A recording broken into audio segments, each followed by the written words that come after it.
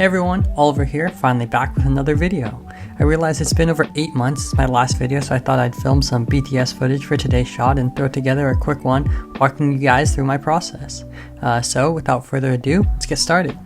I'm super excited to be shooting this Commander Bly figure I picked up from Clone Customs a while back, and after playing around with a couple different positions, this right here is the general pose I think I'll be using for today's shot. I like to be able to visualize what my shot will look like before I step outside, so I know how to properly build my scene around my subject. So oftentimes I start out with shots just like these to get an idea of framing and perspective. Alrighty, so now we're outside, and my main idea for this shot really came from these wood/bark pieces I've had laying around for quite a while, and I think I'm going to use their curved nature to create a tunnel or cave of sorts. Okay, so I have a rough skeleton of what my tunnel should look like, but before I add in more elements, I'm going to get my Bly minifigure and take a proof of concept shot. Alright, so this preliminary shot looks pretty promising, so it's now time just to build out the rest of my scene. So as you can see here, I'm about 40% done, I'd say, and so far I've just laid out some dirt as well as some fake moss to the sides of this little passageway.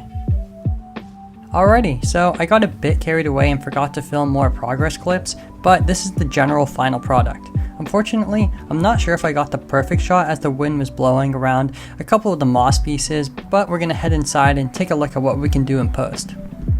Okay, so I like these two shots right here, but I want to try and combine them so that this first one has the hanging moss in the top right section here that the second one does.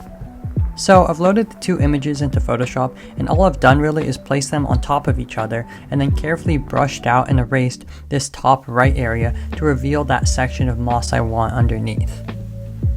Now that we have what we want, I'm going to import this into Lightroom for some adjustments and touch-ups.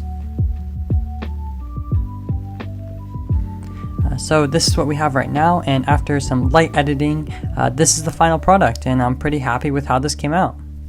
I hope you all enjoyed this quick behind the scenes video and perhaps you learned a thing or two. I always love it when people reach out to me and explain how they were inspired to go out there and try a bit of LEGO photography themselves, and hopefully I'll get around to making more of these videos soon. Thank you again for watching, and I'll see you next time.